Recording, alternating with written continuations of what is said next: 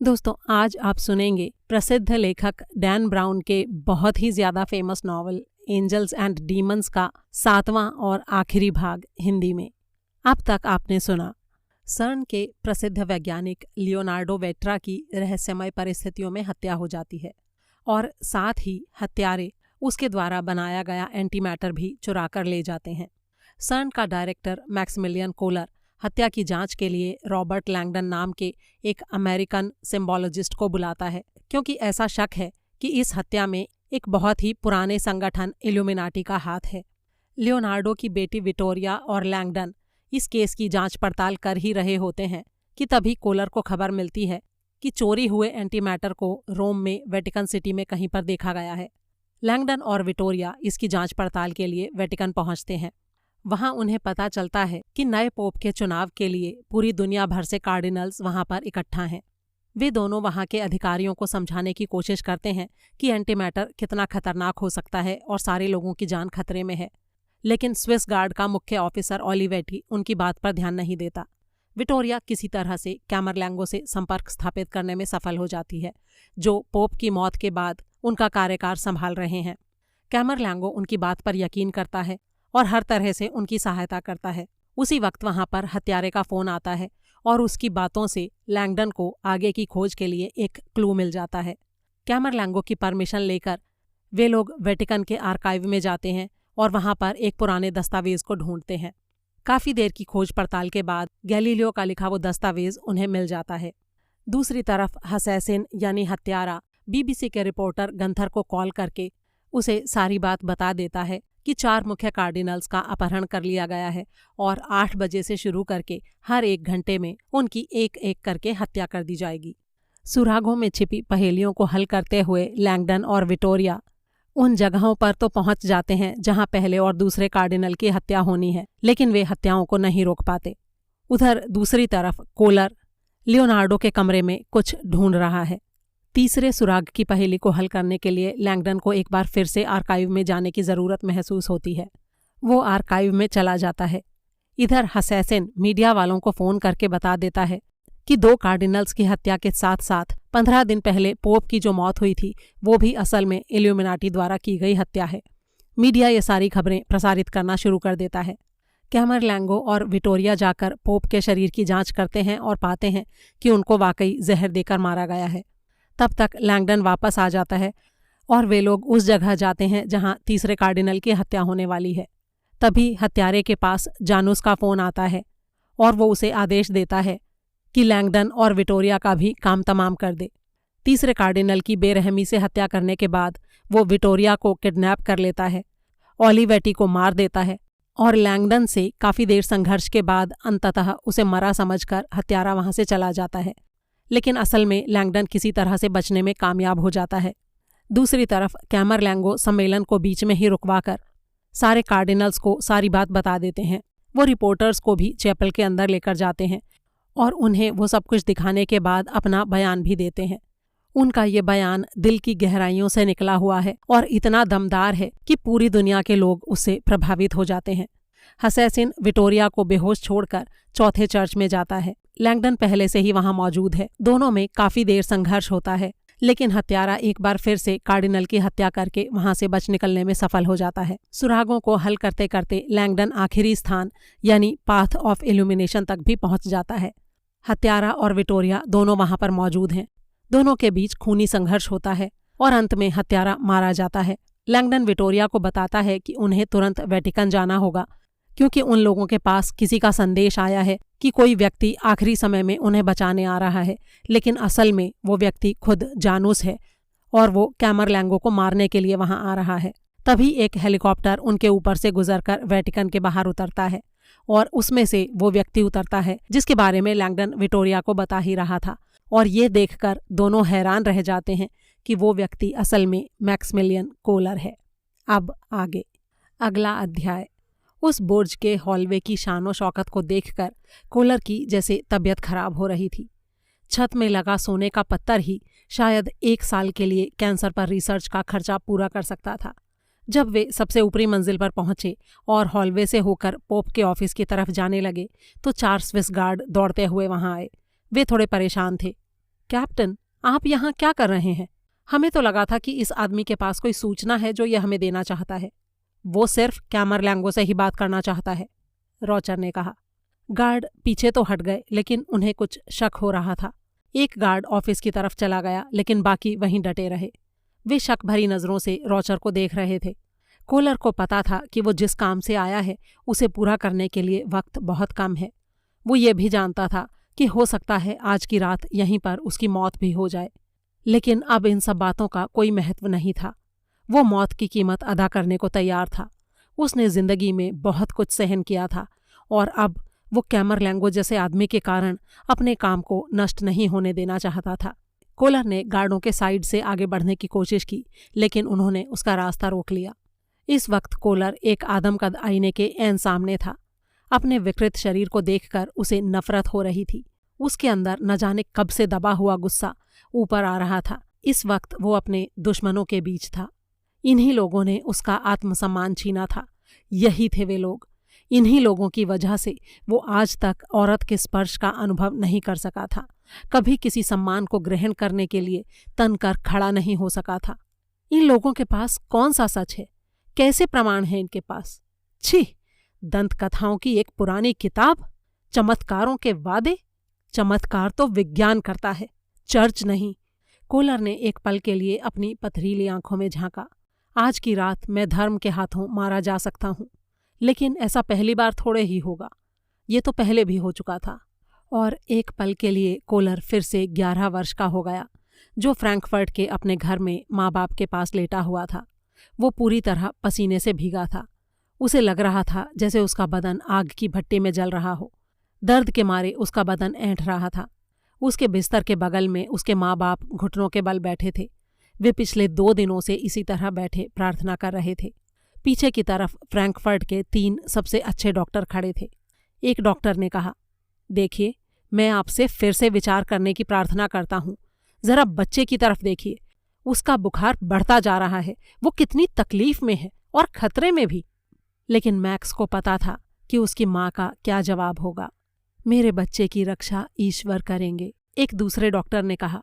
आपका बच्चा बहुत ज्यादा तकलीफ में है। कम से कम मुझे उसका दर्द कम करने की इजाजत दीजिए। मेरे थैले में एक मामूली सा इंजेक्शन है जिससे उसका दर्द कम हो जाएगा। मैक्स के पिता ने डांटकर डॉक्टर को चुप करा दिया। वो बस प्रार्थना करते रहे। मैक्स चिल्लाकर अपने पिता से कहना चाहता था, पिताजी प्लीज, उन्हें मेरे दर्द को कम करने दीजिए। लेकिन खांसी के एक धसके में उसकी आवाज़ दब गई। 1 घंटे बाद दर्द और बढ़ चुका था। एक डॉक्टर ने इस बार थोड़ा डांटने वाले स्वर में कहा, आपका बेटा लकवे का शिकार हो सकता है, मर भी सकता है। हमारे पास इतनी सारी दवाइयां हैं जो उसे फायदा पहुंचा सकती हैं। आप सुनते क्यों नहीं हैं? लेकिन मिस्टर और मिसेस कोलर इसकी अनुमति नहीं देने वाले थे। वो दवाइयों में भरोसा नहीं करते थे। ईश्वर की बड़ी योजना में हस्तक्षेप करने वाले वे आखिर कौन होते हैं?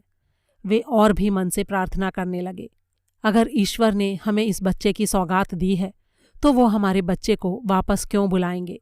उसकी माँ ने उसके कान में फुसफुसाकर उसे समझाया कि ईश्वर उसकी परीक्षा ले रहे हैं, जैसा कि बाइबल में अब्राहम की कहानी में बताया गया है, उसके विश्वास की परीक्षा। सुबह होते होते मैक्स तकरीबन बेहोश हो चुका था। उसकी माँ बिस्तर से लगकर सो रही थी। मैक्स के पिता कमरे की दूसरी तरफ खिड़की के पास खड़े होकर बाहर देख रहे थे। वे ध्यानमग्न लग रहे थे और यही वो वक्त था जब मैक्स को लगा कि उसके ऊपर कोई साया मंडरा रहा था, शायद कोई देवदूत। मैक्स बड़े मुश्किल से देख पा रहा था। उसकी आंखें सूजकर बंद हो चुकी थीं। साये ने उसके कान में फुसफुसाते हुए कुछ कहा, लेकिन वो आवाज़ देवदूत की नहीं थी। मैक्स ने पहचान लिया कि वो डॉक्टर की आवाज़ थी, वही डॉक्टर जो पिछले 2 दिनों से कोने में बैठा हुआ था। वो वहाँ से एक बार भी नहीं हिला था और लगातार मैक्स के माता पिता से दवाइयों के इस्तेमाल की मांग कर रहा था। उसने धीमी आवाज़ में मैक्स के कान में कहा, अगर मैंने ये नहीं किया तो मैं अपने आप को कभी माफ़ नहीं कर पाऊंगा। इसके बाद डॉक्टर ने मैक्स के दुबले पतले हाथ को अपने हाथ में लिया। काश ये मैं पहले कर पाता। मैक्स को अपनी बाह पर एक सुई चुभने का अनुभव हुआ। इसके बाद डॉक्टर ने अपना सामान समेटा और वहाँ से चला गया। कुछ ही मिनटों में मैक्स को लगा जैसे उसकी नसों में कोई जादू प्रवाहित हो रहा हो। उसका दर्द कम हो गया और अंत में कई दिनों के बाद उसे नींद आ गई। जब बुखार उतरा तो उसके माता पिता ने ईश्वर के चमत्कार की घोषणा की, लेकिन जब ये पता चला कि उनका बेटा अपाहिज हो चुका है तो वे बहुत ही निराश हो गए। व्हीलचेयर पर अपने बेटे को लेकर चर्च गए और पुजारी से उसे सलाह देने का आग्रह किया।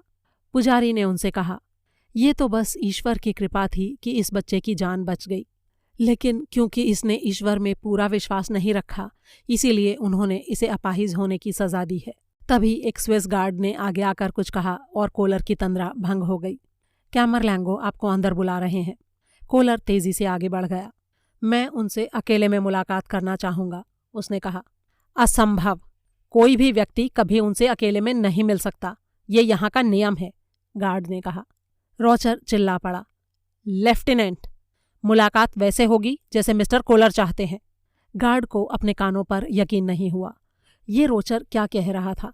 क्या वो सारे प्रोटोकॉल ताक पर रख चुका है? पोप के ऑफिस के बाहर रॉचर ने अपने गार्डों को अंदर जाने से पहले कोलर की तलाशी ले लेने की इजाज़त दे दी।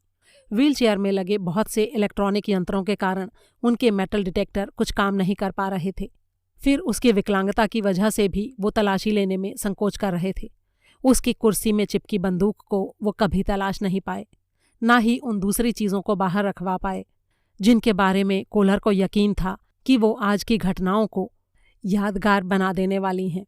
कोलर जब अंदर पहुंचा तो कैमरलैंगो अकेले थे। आग की बगल में बैठे वे प्रार्थना कर रहे थे। एक ठंडी सांस लेते हुए उन्होंने कहा, कहिए मिस्टर कोलर, क्या आप मुझे शहीद बनाने आए हैं? अगला अध्याय। लैंगडन जानता था कि इस वक्त वो जिस महल में थे उसकी सुरंग सीधे वेटिकन सिटी जाती थी, और इस वक्त उसी रास्ते पर वे दोनों दौड़े चले जा रहे थे।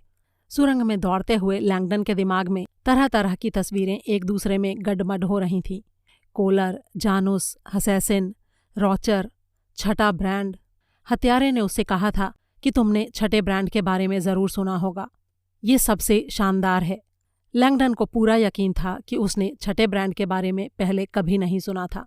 सोने के विशाल भंडार और इल्यूमिनाटी हीरे के बारे में तो उसने सुना था, लेकिन छठे ब्रांड के बारे में नहीं। विक्टोरिया अपने ही विचारों में गुम थी।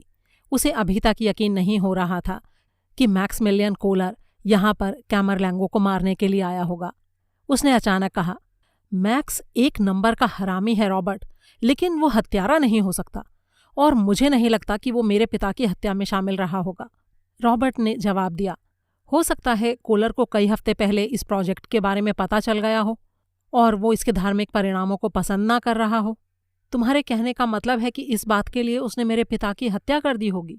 बकवास, मैं नहीं मानती। और वैसे भी अगर इस सब के पीछे कोलर का हाथ होता तो वो आज सुबह आपसे मदद मांगने के लिए फ़ोन करके आपको क्यों बुलाता? लैंगडन ने इस बारे में पहले ही सोच लिया था। वो इसलिए कि मुझे बुलाकर उसने अपनी भूमिका को अच्छी तरह से छिपा लिया। उसने ये बात पक्की कर दी कि इस संकट की घड़ी में उस पर कुछ नहीं करने का आरोप ना लगाया जा सके। उसे ये उम्मीद नहीं रही होगी कि हम इतना आगे तक पहुंच जाएंगे। लेकिन ये भी तो हो सकता है रॉबर्ट कि शायद वो वाकई इस पागलपन को रोकने की कोशिश कर रहा हो। हो सकता है कि वो सचमुच मददगार की भूमिका में हो। शायद उसे ये पता चला हो कि इस एंटी मैटर प्रोजेक्ट के बारे में किन लोगों को जानकारी थी और वो ये सूचना देने यहाँ आया हो। लेकिन हत्यारे ने ये कहा था विक्टोरिया कि वो कैमरलैंगो को ब्रांड करने के लिए आ रहा है। इससे पहले कि कोई कुछ और कहता, सामने लोहे का एक दरवाज़ा दिखाई दिया। उस पर लटका हुआ एक बहुत ही पुराना ताला खुला हुआ था। लैंगडन ने चैन की सांस ली। जैसी कि उसे आशंका थी, ये सुरंग हाल फिलहाल में इस्तेमाल में लाई जा रही थी। अब उसे इस बात में कोई संदेह नहीं था कि चारों कार्डिनल्स को इसी रास्ते से चुपचाप निकाल कर लाया गया था। कुछ दूर चलने के बाद उनके सामने एक और दरवाज़ा आया, पहले वाले से भी काफ़ी भारी। एक मोटी दीवार की तरह ये उनका रास्ता रोक कर खड़ा था। उस पर कहीं कोई कुंडी, हैंडल, चिटकनी या कब्जा नहीं था। लैंगडन के दिल में डर की एक लहर उठी। आर्किटेक्ट्स की भाषा में इस तरह के दरवाजे को शेंजा शियावे यानी एक तरफ खुलने वाला पोर्टल कहा जाता था। इसका इस्तेमाल सुरक्षा की दृष्टि से किया जाता था। इसे सिर्फ एक तरफ से खोला जा सकता था। लैंगडन की सारी उम्मीदों पर पानी फिर गया था। उसने जल्दी से अपनी घड़ी की तरफ देखा। 11:29 हुए थे। हताशा से भरकर वो जोर से चिल्लाया और उसने हाथ में पकड़ी मशाल को नीचे पटक दिया। फिर वो दरवाजे को जोर जोर से पीटने और चिल्लाने लगा। अगला अध्याय। कुछ तो गड़बड़ थी। लेफ्टिनेंट चार्ट्रेंड पोप के ऑफिस के बाहर खड़ा था। रॉचर ने उससे कहा था कि जिस निजी मुलाकात के दौरान वे बाहर खड़े हैं वो मुलाकात वेटिकन को बर्बाद होने से बचा सकती है। लेकिन फिर भी चार्ट्रेंड के मन में कुछ अजीब सी बेचैनी हो रही थी और रॉचर भी कुछ अजीब से ढंग से पेश आ रहा था। निश्चित तौर पर कुछ तो गलत हो रहा था। पिछले 1 घंटे में रॉचर एकदम अलग सा दिखाई दे रहा था। उसके फैसलों का कोई मतलब समझ में नहीं आ रहा था। मैक्समिलियन कोलर नाम के उस आदमी के अंदर जाने के बाद चार्ट्रेंड ने अंदर से चिटकनी बंद होने की आवाज़ सुनी थी। रॉचर ने भला इसकी इजाज़त क्यों और कैसे दी है, उसे ये बात समझ नहीं आ रही थी। इसके अलावा कुछ और बातें भी थीं जो उसे परेशान कर रही थीं। कार्डिनल्स अब भी सिस्टीन चैपल में बंद थे। कैमरलैंगो ने कहा था कि उन्हें ठीक 11:15 बजे बाहर निकाल दिया जाए, लेकिन रॉचर ने उस फैसले को पलट दिया था और कैमरलैंगो को इस बात की खबर भी नहीं दी थी। जब चार्ट्रेंड ने इस बारे में कहा तो रॉचर उसका सिर काटने पर उतारू हो गया था। स्विस गार्ड्स का ये नियम था कि हुक्म देने वालों में जो सबसे ऊपर के पद पर होता था उस पर गार्ड कभी भी सवाल नहीं उठाते थे, और इस वक्त रॉचर सबसे ऊंचे पद पर था। ठीक उसी समय चार्ट्रेंड को कुछ अजीब सी आवाज़ें सुनाई दीं। कहीं पर कोई दरवाज़ा पीट रहा था जिसकी आवाज़ नीचे के हॉल से आ रही थी। ये आवाज़ धीमी थी और कहीं दूर से आती लग रही थी, लेकिन लगातार सुनाई दे रही थी। रॉचर ने उसे नीचे जाकर देखने के लिए इशारा किया और चार्ट्रेंड उस तरफ चल पड़ा। जब वो कॉरिडोर में दौड़ता हुआ 30 गज की दूरी तक पहुंच गया तो उसे एक चौराहे जैसी जगह दिखी। ऐसा लग रहा था जैसे दरवाज़ा पीटने की आवाज़ दाईं तरफ से आ रही थी। चार्ट्रेंड हैरानी में था। उस तरफ तो सिर्फ एक ही कमरा था, पोप की निजी लाइब्रेरी। उनकी मौत के बाद से इस लाइब्रेरी को बंद रखा गया था। उसके अंदर किसी आदमी के होने का सवाल ही नहीं उठता था। वो तेज़ी से लाइब्रेरी के दरवाजे तक गया। आवाज़ें अब ज़्यादा तेज़ और साफ होती जा रही थीं। उसने लाइब्रेरी के दरवाजे से कान लगाकर सुना। कोई आदमी पुकार रहा था। उसकी आवाज़ में डर साफ सुनाई दे रहा था। एक पल के लिए वो हिचकिचाया, लेकिन अगले ही पल उसने अपना फैसला कर लिया। उसने अपनी गन निकाली और दरवाजे की कुंडी पर गोली दाग दी। लाइब्रेरी के अंदर जाकर उसने देखा कि दूर सामने वाली दीवार पर लोहे का एक विशाल दरवाज़ा था। उसके ऊपर 4 बड़े बड़े ताले लगे थे। तालों के ठीक बीच में छोटे अक्षरों में लिखा था अल पसेटो। इसे देखकर चार्ट्रेंड के होश उड़ गए। सब लोग जानते थे कि ये नाम पोप के बाहर निकलने के गुप्त दरवाजे को दिया गया था। चार्ट्रेंड ने भी इस बारे में सुन रखा था, लेकिन सवाल ये था कि इस वक्त दूसरी तरफ से दरवाज़ा कौन पीट रहा था। उसने दरवाजे के पास जाकर उस पर हल्की सी थपकी दी। दरवाज़ा पीटने की आवाज़ बंद हो गई और किसी व्यक्ति के चिल्लाने की आवाज़ आई। दरवाज़ा इतना मोटा था कि उसके आर पार से साफ साफ आवाज़ें सुनाई नहीं दे रही थीं। कौन बोल रहा है? उसने चिल्लाकर पूछा। उधर से कुछ कहा गया जिसमें से उसे कुछ आधे अधूरे अक्षर ही समझ आए, लेकिन इतना वो समझ गया कि बोलने वाले ने रॉबर्ट लैंगडन और विक्टोरिया वेट्रा के नाम लिए हैं। लेकिन तुम दोनों तो मर चुके थे। दूसरी तरफ से फिर कुछ कहा गया जिसके 2-3 शब्द चार्ट्रेंड को समझ आए। मीटिंग, लेग्नो, खतरा। वो इन शब्दों को सुनकर कांप गया। हताशा से इधर उधर नज़रें दौड़ाते हुए वो सोच रहा था कि अब उसे क्या करना चाहिए। तभी उसकी नज़र मेज़ पर रखी 4 चाबियों पर पड़ी। उस विशाल दरवाजे पर 4 ताले लगे थे और ये 4 ही चाबियां थीं। उसने बिना एक पल भी गंवाए फुर्ती से चाबियां उठाकर एक एक ताले को खोलना शुरू किया। एक जोर की आवाज़ करते हुए दरवाज़ा खुला और लड़खड़ाते हुए रॉबर्ट और विक्टोरिया लाइब्रेरी में दाखिल हुए। धूल मिट्टी में सने वे भूतों की तरह दिखाई दे रहे थे, बेहद थके हुए और परेशान, लेकिन वे जिंदा थे। कोलर कहाँ है? लैंगडन ने सवाल किया। कैमरलैंगो के साथ मीटिंग में। वे दोनों उसे धक्का देते हुए तेजी से दौड़े। चार्ट्रेंड भी उनके साथ साथ दौड़ने लगा। ऐसा लगा कि रॉचर ने उन्हें आते हुए देख लिया, क्योंकि जब वे पोप के ऑफिस के बाहर पहुंचे तब तक वो दरवाजे के सामने अपने दोनों हाथ पैर फैलाकर उन पर बंदूक ताने खड़ा था। रुक जाओ, कैमरलैंगो खतरे में है। दरवाज़ा खुलवाइए। मैक्समिलियन कोलर उनको मारने के लिए आया है। लैंगडन जोर से चिल्लाया। रॉचर काफी गुस्से में दिखाई दे रहा था। इससे पहले कि वो कुछ कहता, पोप के दफ्तर के अंदर से एक दिल दहला देने वाली चीख सुनाई दी। ये चीख कैमरलैंगो की थी। अगला अध्याय। रॉचर को एक तरफ धक्का देकर चार्ट्रेंड ने गोली से पोप के ऑफिस के दरवाजे की कुंडी खोल दी। गार्ड तेजी से अंदर घुसे। लैंगडन और विक्टोरिया उनके पीछे थे। सामने का दृश्य भयानक था। कोलर फायरप्लेस के पास अपनी व्हीलचेयर से सटकर खड़ा हुआ था। उसने कैमरलैंगो की तरफ अपनी पिस्तौल तान रखी थी, जो उसके पैरों के पास जमीन पर गिरे हुए थे। वो दर्द से छटपटा रहे थे। उनकी पोशाक फटी हुई थी और खुली छाती जलकर काली हो चुकी थी। एक बड़ा सा चौकोर ब्रांड कोलर के पास जमीन पर पड़ा था। उसका मेटल वाला हिस्सा अभी भी लाल दहक रहा था। 2 स्विस गार्ड्स ने बिना हिचकिचाए गोली चला दी, जो सीधी कोलर के सीने में जाकर लगी। वो पीछे की तरफ अपनी व्हीलचेयर पर गिर गया। बंदूक उसके हाथ से फिसलकर नीचे गिर गई। कैमरलैंगो अब भी फर्श पर पड़े छटपटा रहे थे। उन्होंने अपनी एक उंगली रॉचर की तरफ उठाई और एक ही शब्द कहा, इल्यूमिनाटी। रॉचर गालियां बकते हुए कैमरलैंगो की तरफ दौड़ा। हरामी, पाखंडी हरामजादे! चार्ट्रैंड ने बिना एक पल भी गंवाए रॉचर की पीठ में 3 गोलियां दाग दीं। पागलपन और हिंसा की इस धुंध के बीच लैंगडन सामने दिखाई दे रही चीज़ों का मतलब समझने की कोशिश कर रहा था। एक अपाहिज वैज्ञानिक अपना प्रभाव दिखाने के लिए अंतिम कार्रवाई के तौर पर वेटिकन सिटी पहुंचता है और चर्च के सबसे बड़े अधिकारी को गर्म सलाखों से दाग देता है। लेकिन भला ऐसा कैसे हो सकता था कि एक अपाहिज आदमी कैमरलैंगो जैसे हट्टे कट्टे आदमी को इस तरह से पछाड़ दे? लेकिन कोलर के पास गन थी, और वैसे भी अब इस बात से क्या फर्क पड़ता था कि उसने ये सब कैसे किया। उसका काम तो पूरा हो ही चुका था। सारे गार्ड अब कैमरलैंगो को संभालने में लगे थे और लैंगडन खुद को कोलर की व्हीलचेयर के पास जमीन पर पड़े ब्रांड की तरफ खिंचता हुआ महसूस कर रहा था। यही छठा और आखिरी ब्रांड था, सबसे शानदार।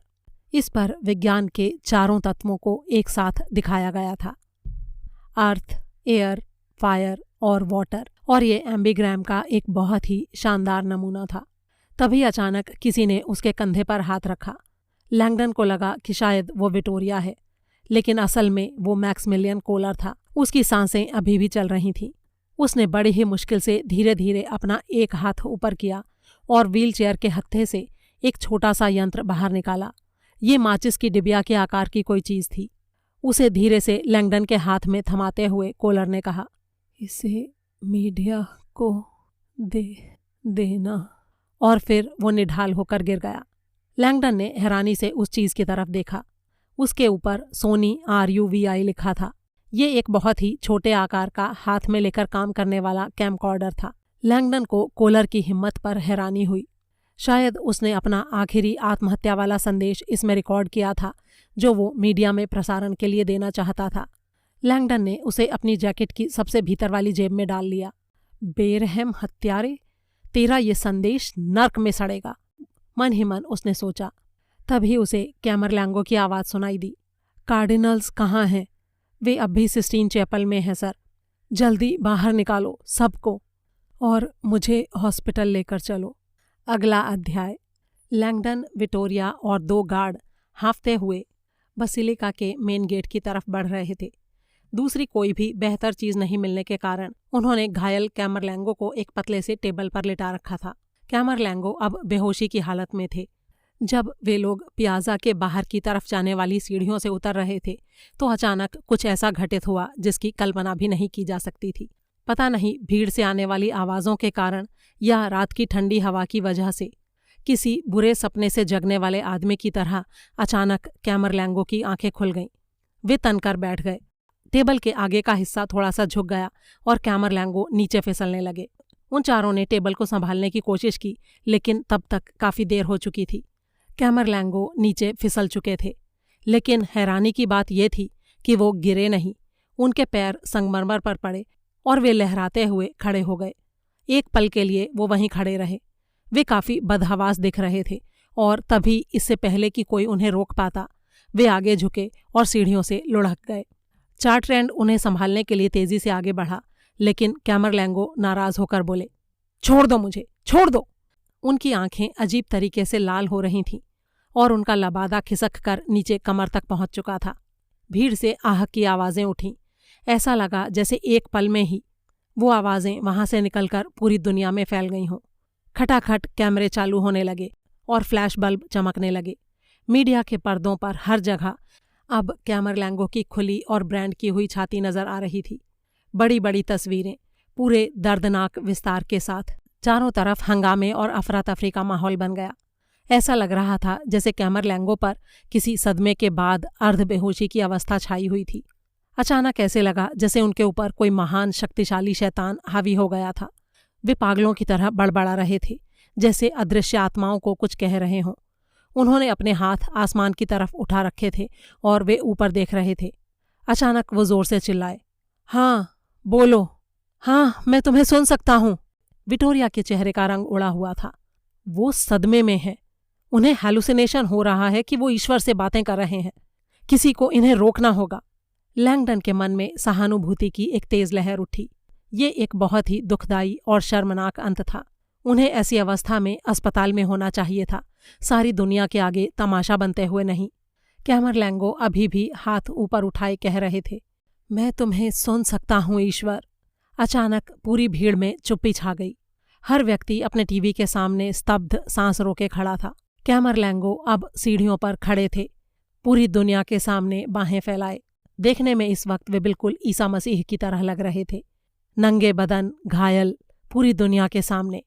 उसी अवस्था में उन्होंने कहा, धन्यवाद ईश्वर, आपका बहुत बहुत धन्यवाद, ईश्वर का धन्यवाद। और फिर कैमरलैंगो के चेहरे पर एक अजीब सी चमक दिखाई देने लगी। इसी चट्टान पर मैं अपना चर्च बनाऊंगा। धन्यवाद ईश्वर, बहुत बहुत धन्यवाद। सारी दुनिया मंत्रमुग्ध होकर ये दृश्य देख रही थी। अंत में खुशी से चिल्लाते हुए कैमरलैंगो मुड़े और दौड़ते हुए सेंट पीटर के बसिलिका में वापस चले गए। अगला अध्याय। लैंगडन और विक्टोरिया के समेत बहुत से लोग कैमरलैंगो के पीछे दौड़ रहे थे। गंथर ग्लिक और चिनिता मैक्री भी इनमें शामिल थे। लैंगडन ने उन्हें वहां से भगाने की कोशिश की, लेकिन वो भला कहाँ सुनने वाले थे। कैमरलैंगो अपनी पूरी ताकत से एक दिशा में भागे जा रहे थे। उनका लबादा फड़फड़ा रहा था और वो बार बार चिल्ला रहे थे, इसी चट्टान पर मैं अपना चर्च बनाऊंगा, इसी चट्टान पर। चार्ट्रैंड अच्छी तरह जानता था कि वे बाइबल का एक अंश बोल रहे थे। ये वचन मैथ्यू की पोथी में था। ऐसा लग रहा था कि कैमरलैंगो पूरी तरह पागल हो चुके हैं। तभी चार्ट्रैंड को अपनी आंखों के सामने एक अलौकिक दृश्य नजर आया। चर्च के ठीक बीचों बीच, उससे करीब 50 गज आगे, उसे एक भूत दिखाई दिया, पूरी तरह पारदर्शी, जिसका सिर्फ बाहरी ढांचा चमक रहा था। ये आकृति कैमरलैंगो की थी। उनका भूत पारदर्शी था और उससे रोशनी निकल रही थी। और फिर अचानक वो उस जगह पर अंदर धंसने लगे और जादू की तरह फर्श के अंधेरे में गायब हो गए। इस भूत को लैंगडन ने भी देखा था। एक पल के लिए उसे भी लगा कि वो कोई जादुई दृश्य देख रहा है, लेकिन जब वो लोग उस जगह पर पहुंचे तब उन्हें समझ में आया कि अभी अभी क्या हुआ था। दरअसल ये जगह निश ऑफ पैलियम्स थी, जमीन के अंदर गड्ढे में बना एक चेम्बर, जिसमें 99 दिए हर वक्त जलते रहते थे। अंदर से दियों की रोशनी बाहर आ रही थी, जो उनके ऊपर पड़ रही थी और उन्हें भूत जैसी छवि प्रदान कर रही थी। और जब कैमरलैंगो सीढ़ियों से अंदर उतरे तो दूर से उन लोगों को लगा जैसे वो फर्श के अंदर गायब हो गए हैं। लैंगडन ने उस गड्ढे के अंदर झांक कर देखा। उसके फर्श पर कैमरलैंगो संगमरमर के चेम्बर को तेजी से पार करते हुए भागे जा रहे थे। सोने के बक्से के पास से गुजरते हुए वे आगे बढ़ गए। उसके 5 फुट आगे घुटनों के बल बैठकर उन्होंने फर्श में बने लोहे के एक दरवाजे को उठाया और उसे खोलने की कोशिश करने लगे। लैंगडन समझ गया कि वो क्या कर रहे हैं। वो तेजी से उनके पीछे दौड़ते हुए चिल्लाया, फादर, ऐसा मत कीजिए। जब तक वे लोग उनके पास पहुंचते तब तक कैमरलैंगो उस ढक्कन को खोल चुके थे। लैंगडन और चार्ट्रैंड दोनों ही जानते थे कि उस जगह के अंदर क्या है। क्रिश्चियनिटी में ये सबसे पवित्र जगह मानी जाती थी, टेरा सेंटा। कुछ लोग इसे नेक्रोपोलिस यानी मुर्दों का गांव भी कहते थे। ये जमीन के अंदर बने बहुत से तहखानों का एक अंधेरा जाल था, जिसके अंदर रास्ता ना जानने वाला आदमी पूरी तरह से गायब हो सकता था। फादर, आप इसके अंदर नहीं जा सकते, हमें तुरंत यहाँ से बाहर निकलना होगा, लैंगडन ने उनके कंधे पर हाथ रखते हुए कहा। कैमरलैंगो बड़े ही शांत ढंग से उसकी तरफ मुड़े और बोले, नहीं मेरे बेटे, मुझे वहाँ जाना ही होगा।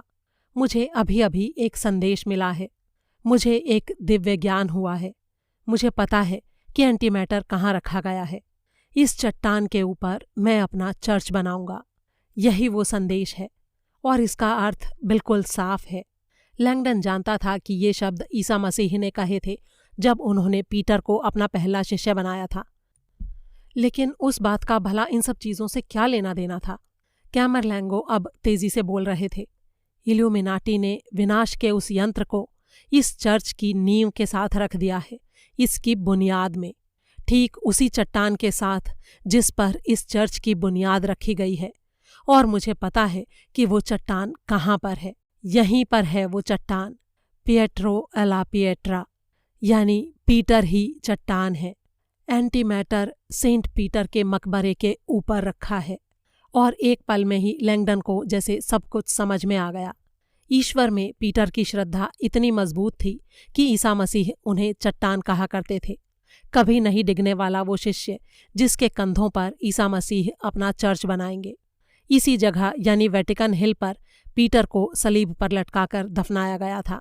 यानी दूसरे शब्दों में कहें तो सेंट पीटर के मकबरे पर वेटिकन सिटी का निर्माण हुआ था। यानी इल्यूमिनाटी ने अपने विरोध के तौर पर एंटीमैटर को ईसाइयत की बुनियाद में रख दिया था, शाब्दिक रूप से भी और प्रतीकात्मक रूप से भी। और एक पल के बाद कैमरलैंगो घूमे। उन्होंने तेल के एक दिए को उठाया और गड्ढे के खुले मुंह की तरफ चल पड़े। अगला अध्याय। रात के 11:51 हुए थे। बाहर चौराहे पर हैरान कार्डिनल्स से घिरे हुए मोर्टाटी मीडिया स्क्रीन को घूर रहे थे। वे सब नीचे सुरंग में चल रहे नाटक को देख रहे थे। उन्हें समझ में नहीं आ रहा था कि उन्हें किस चीज़ पर यकीन करना चाहिए और किस पर नहीं। क्या पूरी दुनिया ने वही देखा जो उन्होंने अभी अभी देखा था? क्या ईश्वर ने सचमुच कैमरलैंगो से बात की थी? क्या एंटीमैटर सचमुच सेंट पीटर की कब्र पर था? तभी अचानक भीड़ से एक आवाज़ उठी, वो देखो वहाँ, ये तो चमत्कार है।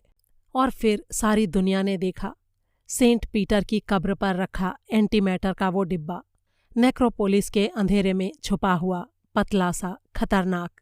यानी कैमरलैंगो को सुनाई देने वाली देववाणी सच थी। मकबरे के ऊपर डिब्बे से कुछ ही दूरी पर वायरलेस कैमरा भी रखा था, जिसका मुंह डिब्बे की तरफ घूमा हुआ था और जो लगातार अपने सिग्नल भेज रहा था। मकबरे के बाजू में कैमरलैंगो अपने घुटनों पर बैठे ईश्वर से प्रार्थना कर रहे थे। फिर वो खड़े हुए। उन्होंने एंटीमैटर को अपने हाथ में उठाया और वो उसी रास्ते से तेजी से बाहर निकलने लगे जिधर से वे लोग अंदर गए थे। विक्टोरिया जोर से चिल्लाई, रुक जाइए फादर, यहाँ से एंटीमैटर को बाहर ले जाना संभव नहीं हो पाएगा। अगर आप उसे बाहर ले जाते हैं तो सारे लोग मारे जाएंगे। उसकी बजाय अगर धमाका यहाँ नीचे होता है तो फिर भी नुकसान कम होगा। कैमरलैंगो ने बड़ी ही शांत आवाज में जवाब दिया, आप सभी को भरोसा रखना होगा। आज की रात बहुत मौतें हो चुकी हैं, अब और कोई मौत नहीं होगी। आप लोग अगर मेरे साथ ना आना चाहें तो ना आएं। आपसे बस इतनी विनती है कि आप ऊपर वाले के आदेश की अवहेलना ना करें।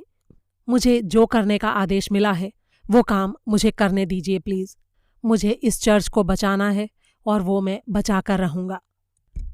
अगला अध्याय। सेंट पीटर बसीलिका के दरवाजे से कैमरलैंगो जिस समय बाहर आए उस समय 11:55 हुए थे। उन्होंने अपने हाथ में एंटीमैटर के डिब्बे को इस तरह पकड़ रखा था मानो कोई आध्यात्मिक सौगात ला रहे हों। सेंट पीटर्स के चौराहे पर जमा भीड़ रो रही थी, चिल्ला रही थी, प्रार्थनाएं कर रही थी। सम्मान और डर के मिले जुले स्वर, हमें पाप से मुक्ति दिलाइए ईश्वर, हम सब पापी हैं और आप ही हमारे पालनहार हैं। हमें मुक्ति दिलाइए ईश्वर, हमें मुक्ति दिलाइए। और दुनिया से अपना विश्वास बनाए रखने को कहते हुए कैमरलैंगो अपने हाथ में महाविनाश का वो हथियार लिए लोगों की तरफ दौड़े चले जा रहे थे। लैंगडन उनके पीछे पीछे दौड़ रहा था। कैमरलैंगो कह रहे थे, शैतान के काम के लिए ईश्वर के घर में कोई जगह नहीं है। आसमान की तरफ देखो। हम आसमान की तरफ देखना बार बार भूल जाते हैं। उस ईश्वर की तरफ देखो। और फिर जब कैमरलैंगो उस हेलीकॉप्टर की तरफ दौड़े जो उन्हें हॉस्पिटल ले जाने के लिए तैयार खड़ा था, तब लैंगडन को समझ में आया कि असल में कैमरलैंगो की क्या मंशा थी। ये शानदार सच्चाई उसके ऊपर जैसे हावी हो गई। उसे अपने अंदर एक असीम आनंद की अनुभूति हुई। तो ये प्लान था कैमरलैंगो का। उसने भूमध्य सागर के विशाल खुले स्थान की कल्पना की। ये यहाँ से कितनी दूरी पर होगा? 5 मील या शायद 10। अगर वो एंटी मैटर को लेकर समुद्र में दूर तक जा पाएं और वहां उसे गिरा दें तो नुकसान की मात्रा कितनी कम हो सकती थी। और फिर शहर के बाहर संगमरमर की खदानें भी थीं, वो सिर्फ 3 मील की दूरी पर थीं। रात के इस वक्त वहां कोई इंसान नहीं होगा। अगर इस डिब्बे को वहां गिरा दिया जाए तो। अब तक कैमरलैंगो हेलीकॉप्टर के नज़दीक पहुंच चुके थे। पायलट को नीचे उतारकर वे खुद उसकी सीट पर चढ़ने लगे, लेकिन जब उनसे चढ़ा नहीं गया तो उन्होंने एंटी मैटर का डिब्बा उसके हाथ में पकड़ाते हुए कहा, जरा इसे पकड़ो, मेरे बैठने के बाद मुझे वापस दे देना। थोड़ी मशक्कत के बाद वे कॉकपिट में घुसे और सीट पर बैठ गए। हेलीकॉप्टर को उड़ाने के लिए उसके कुछ लीवर्स को उन्होंने सेट किया और फिर एंटी मैटर का डिब्बा लेने के लिए पीछे मुड़े, लेकिन पायलट के हाथ खाली थे। असल में तब तक रॉबर्ट वहां पहुंच चुका था और उससे डिब्बा लेकर हेलीकॉप्टर की पिछली सीट पर बैठ चुका था। इस वक्त वो अपनी सीट बेल्ट बांध रहा था। उसने सामने की सीट पर बैठे कैमरलैंगो को चिल्लाकर कहा, उड़ाइए फादर, आप हेलीकॉप्टर उड़ाइए, डिब्बे को मैं फेंकूंगा। एक पल के लिए कैमरलैंगो को लगा जैसे उन्हें लकवा मार गया हो। ये काम मैं अकेले कर सकता हूं बेटे, तुम्हें अपनी जान खतरे में डालने की कोई जरूरत नहीं है। लैंगडन डिब्बे की तरफ देखकर फिर से चिल्लाया, सिर्फ 3 मिनट बचे हैं फादर, प्लीज उड़ाइए। एक तेज आवाज के साथ हेलीकॉप्टर जमीन से ऊपर उठ गया। धूल के गुबार के बीच लैंगडन ने देखा कि विक्टोरिया तेजी से दौड़ती हुई हेलीकॉप्टर की तरफ ही आ रही थी। एक पल के लिए दोनों की आंखें मिली और फिर वो उसकी नजरों से ओझल हो गई, जैसे पानी में डूबता कोई पत्थर। अगला अध्याय। एंटी मैटर के फटने में अब बस 2 मिनट बाकी बचे थे, लेकिन लैंगडन को समझ में नहीं आ रहा था कि कैमरलैंगो इस डिब्बे को कहाँ गिराना चाहते थे। वे लोग ना तो समुद्र की तरफ बढ़ रहे थे और ना ही खदानों की तरफ। हेलीकॉप्टर के इंजन की आवाज़ लगातार तेज हो रही थी और वो आसमान को चीरता हुआ आगे बढ़ रहा था। लेकिन आश्चर्य की बात ये थी कि उनके ठीक नीचे, कई हजार फीट नीचे, सेंट पीटर्स के चौराहे पर मीडिया की रोशनियां उन्हें अभी भी नजर आ रही थीं। लैंगडन का गला रूंध गया। हम अभी भी वेटिकन के ऊपर हैं फादर, आगे बढ़िए प्लीज, हम काफी ऊंचाई पर पहुंच चुके हैं, अब आपको आगे जाना होगा।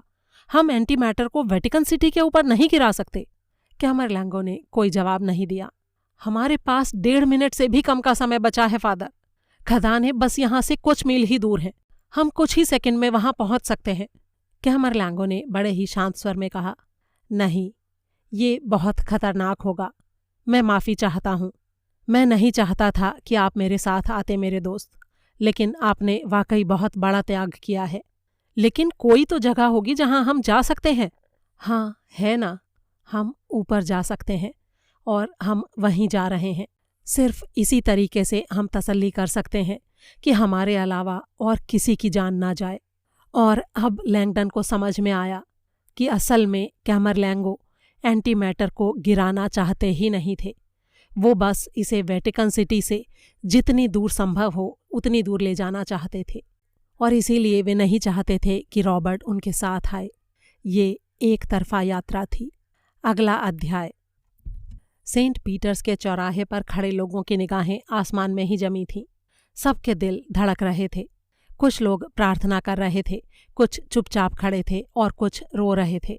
और तभी ठीक 12 बजते ही वेटिकन सिटी के काफी ऊपर आकाश में रोशनी का एक छोटा सा बिंदु दिखाई दिया। एक पल के लिए लगा जैसे कोई आकाशीय पिंड पैदा हो गया हो। रोशनी का एक ऐसा शुद्ध और सफ़ेद कण जैसा पहले कभी किसी ने नहीं देखा था। और फिर ये बिंदु फैलने लगा, पूरे आसमान में फैलता चला गया। आंखों को अंधा कर देने वाली इसकी तीखी रोशनी हर दिशा में फैल रही थी। लोगों ने अपनी आंखें ढक ली थीं और डर के मारे वे घिघिया रहे थे। रोशनी हर दिशा में जैसे फैलते ही जा रही थी। और तभी एक असंभव चीज हुई। ऐसा लगा जैसे ईश्वर की इच्छा की डोरी से बंधकर चारों तरफ गोलाई में फैल रही रोशनी किसी दीवार से जा टकराई हो। फिर ये रोशनी अंदर की तरफ मुड़ गई और धीरे धीरे छोटी होने लगी। फिर एक जोरदार धमाका और वेटिकन सिटी की ग्रेनाइट की बुनियाद कांप गई। कुछ लोग धक्के से पीछे की तरफ गिर गए। चौराहे के ऊपर कंपकपाहट फैल गई। इसके बाद आया गर्म हवा का एक तेज झोंका जो चौराहे को चीरता हुआ आगे बढ़ा। चारों तरफ धूल का एक गुबार फैल गया और लोग एक दूसरे से सटकर खड़े हो गए। ये सभी महाविनाश के गवाह थे। सारे कार्डिनल प्रार्थना करने के लिए झुक गए थे। हर कोई सदमे में था, हर कोई चुप था। अभी अभी उन्होंने जिस अद्भुत शक्ति को देखा था उसके प्रति एक भयभीत सम्मान का भाव सबके दिलों में था। चारों तरफ जैसे मौत की शांति फैली हुई थी, और फिर अचानक ये शांति एक छोटे से शोर की लहर से भंग हुई। पहले ये लहर फुसफुसाहट में बदली और फिर तेज तीखे शोर में। बिना किसी चेतावनी के लोग दहाड़े मार मार कर रोने लगे। कुछ लोग बेहोश होकर गिर गए, कुछ घुटनों के बल बैठ गए। प्रार्थना करते हुए मोर्टाटी ने अपनी आंखें खोली और भीड़ की तरफ देखने लगा। सभी लोग सेंट पीटर्स बसिलिका के सामने की तरफ इशारा कर रहे थे। उनके चेहरे सफ़ेद पड़े हुए थे। मोर्टाटी लोगों के उन हाथों की तरफ देखने लगे जो बसिलिका के सबसे ऊपरी हिस्से की तरफ इशारा कर रहे थे, छत की तरफ जहां ईसा मसीह और उनके शिष्यों की विशाल मूर्तियां लगी थीं। और ठीक वहीं पर ईसा मसीह के दाहिनी तरफ पूरी दुनिया की तरफ हाथ फैलाए हुए कैमरलैंगो कार्लो वेंट्रेस्का खड़े हुए थे। अगला अध्याय। रॉबर्ट लैंगडन अब नीचे नहीं गिर रहा था। अब उसे कोई डर नहीं था, कोई दर्द नहीं था, तेज चलती हवाओं की आवाज़ भी नहीं। सिर्फ पानी के थपेड़े थे, जैसे वो आराम से समुद्र के तट पर सोया हो। शायद यही मौत थी, लेकिन रॉबर्ट इससे खुश था। वो उस बेहोशी को पूरी तरह अपने ऊपर हावी हो जाने देना चाहता था। डर और दर्द के प्रति अब वो सुन्न हो चुका था। लेकिन जिन थपेड़ों ने उसे किसी दूर देश की शांति से भर दिया था, वे उसे वापस खींच रहे थे। वे उसे सपने से जगाने की कोशिश कर रहे थे। उसके दिमाग में धुंधली तस्वीरें तैर रही थीं, चिल्लाने की आवाज़ें सुनाई दे रही थीं, हवा की साएं साएं। और फिर वो फिर से सब कुछ जीने लगा, बड़े ही कठोर ढंग से। उनका हेलीकॉप्टर तेजी से नीचे चट्टान की तरह गिर रहा था। वो उसके अंदर फंसा हुआ था। ये अजीब बात थी कि कैमरलैंगो अब हेलीकॉप्टर उड़ाने पर ज्यादा ध्यान नहीं दे रहे थे। ऐसा लग रहा था जैसे वो अपने आप ऑटो पायलट पर चल रहा हो। कैमरलैंगो ने कॉकपिट की छत की तरफ अपना हाथ बढ़ाया। वो वहां लगे तारों के बीच कुछ ढूंढ रहे थे। फिर उन्होंने वहां से एक चाबी निकाली जो वहां छिपा कर रखी गई थी। लैंगडन हैरानी से ये सब देख रहा था। कैमरलैंगो ने तेजी से दोनों सीटों के बीच रखे धातु के एक बॉक्स को खोला। वहां से उन्होंने एक बड़ा सा काले रंग का नायलॉन का पैकेट निकाला और उसे बगल की सीट पर रख दिया। फिर उन्होंने लैंगडन से एंटीमैटर का डिब्बा लिया और बड़ी ही सावधानी से उसे उस सामान वाले बॉक्स के अंदर रखकर उस पर ताला लगा दिया। ये आप क्या कर रहे हैं? ताकि मन में कोई भी लालच न आ सके। इतना कहकर कैमरलैंगो ने चाबी को खुली खिड़की से बाहर फेंक दिया।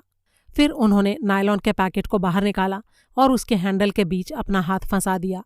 अपने पेट पर एक पेटी बांध ली और उसे बैकपैक की तरह लपेट लिया। फिर लैंगडन की तरफ मुड़कर उन्होंने कहा, मुझे माफ़ कर देना, ये काम इस तरह से होना तय नहीं हुआ था। और फिर फुर्ती से दरवाज़ा खोलकर वो रात के अंधेरे में बाहर कूद गए। लैंगडन के दिलो दिमाग पर एक दीवानगी सी छा गई। ये सब क्या था? इसका क्या मतलब था? जब उसने एंटीमैटर कैमरलैंगो को पकड़ाया था उस वक्त उसमें 90 सेकंड का समय बचा था। अब वो मुश्किल से 50 सेकंड रह गया होगा। लैंगडन पागलों की तरह केबिन में चक्कर काट रहा था। उसने अपनी सीट के नीचे ढूंढा कि शायद कोई दूसरा पैराशूट वहां हो।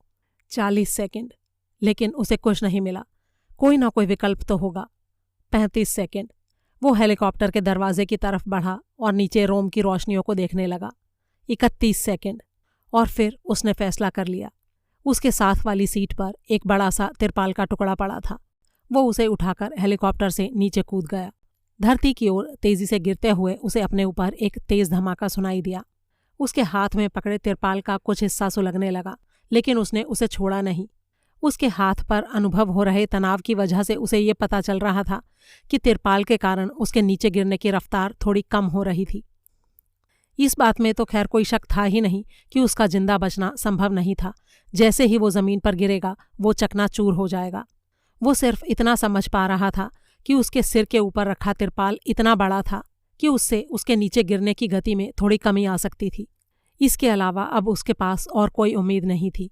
उसने बारी बारी अपने दोनों हाथों को जोर से झटके देने शुरू किए। ऐसा करने से तिरपाल हवा में और ज्यादा फूल गया और उसकी गति में थोड़ी और कमी आ गई। फिर उसने अपने नीचे झांक कर देखा। उसके दाईं तरफ काफी दूर पानी दिखाई दे रहा था। उसने अपने हाथों से तिरपाल को दाईं तरफ ले जाने के लिए झटके मारने शुरू किए। हालांकि वो जानता था कि इससे कुछ होने वाला नहीं था, लेकिन फिर भी वो जो कर सकता था वो कर रहा था। जिंदगी में पहली बार किसी चमत्कार की प्रार्थना करता हुआ वो एक अनंत अंधकार में डूब गया था। लेकिन अब वही अंधकार धीरे धीरे छंट रहा था और उसे अपने चारों तरफ हल्की हल्की रोशनियां महसूस हो रही थीं। धीरे धीरे उसकी आंखें खुली और उसे अपने पूरे बदन में दर्द की तेज लहरें दौड़ती महसूस हुईं। लेकिन उसने तो सुना था कि मौत के बाद दर्द की अनुभूति रहती ही नहीं। तो फिर ये क्या हो रहा था? क्या वो नर्क में था और वहां उसे यातनाएं दी जा रही थीं? फिर उसे लगा जैसे कोई उसकी जेब से कुछ सामान निकाल रहा है और वो एक बार फिर से बेहोश हो गया। कुछ पल बाद उसे फिर से होश आया। डॉक्टरों की दवाइयों का असर हो रहा था और उसकी चेतना काफी हद तक लौट आई थी।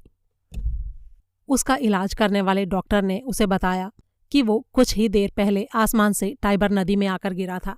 जब आसपास खड़े लोगों ने उसे बाहर निकाला तो वे उसे तुरंत पहचान गए कि वो वही व्यक्ति है जो कैमरलैंगो के साथ हेलीकॉप्टर में गया था। आप बहुत भाग्यशाली हैं मिस्टर लैंगडन कि आप जिंदा बच गए। लेकिन लैंगडन अपने आप को भाग्यशाली नहीं समझ रहा था। उसे अपनी स्मृतियों के बारे में मुश्किल से ही कुछ समझ में आ रहा था। हेलीकॉप्टर, कैमरलैंगो, ये सब क्या हुआ था? उसके पूरे शरीर में दर्द हो रहा था। उन्होंने उसे कुल्ला करने के लिए पानी दिया और उसकी हथेली पर पट्टी बांध दी। मेरे कपड़े कहाँ हैं? लैंगडन ने पूछा। उन लोगों ने उस वक्त उसे कागज की पोशाक पहना रखी थी। एक नर्स ने काउंटर पर रखे सामान की तरफ इशारा करते हुए कहा, आपके कपड़े बुरी तरह भीगे हुए थे। हमें उनको आपसे अलग करने के लिए काटना पड़ा। आपकी जेब में हमें कुछ पुराने से टिश्यू पेपर मिले। लैंगडन की सांसें धक से रह गईं। ये गैलीलियो की किताब डायग्रामा के पन्ने थे। पूरी दुनिया में मौजूद उस किताब की आखिरी प्रति अभी पानी में घुल गई थी। वो सदमे में था। उसे समझ में नहीं आ रहा था कि उसे क्या करना चाहिए।